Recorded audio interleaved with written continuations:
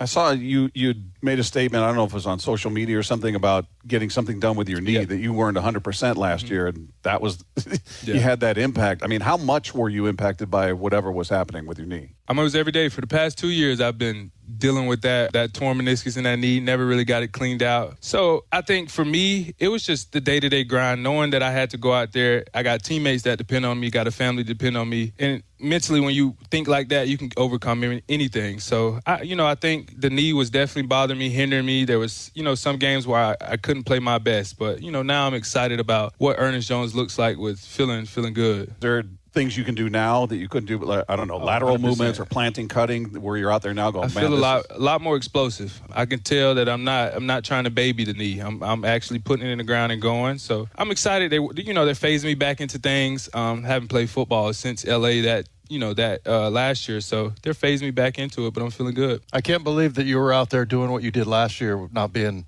with the knee. I mean, when I tell y'all, I was hurting. It didn't show up. He says, did you watch the Ernest Jones interview where he talks about how he feels better and way faster since having surgery? And I love hearing that.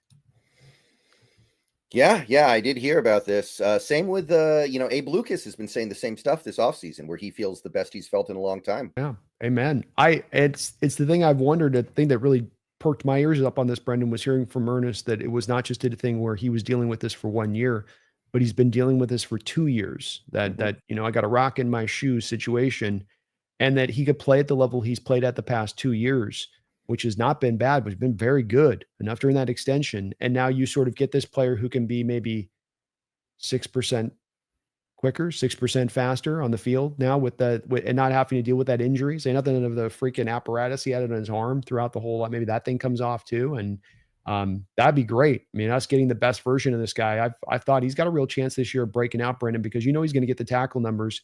He's a good blitzer. So he gets himself 3 or 4 sacks and then grabs a couple interceptions. And he had one last year, could have had 2 where he just barely missed one against the Rams too. So he gets himself 3 or 4 interceptions, 3 or 4 sacks, and then throws up all those tackle numbers up there. That's an all-pro type season from the inside linebacker, and I think he's got it in him. A bit of optimism here for this upcoming training camp is that maybe we get the best version of Ernest Jones ever, as he is still in his mid-20s, still just in his prime for a player.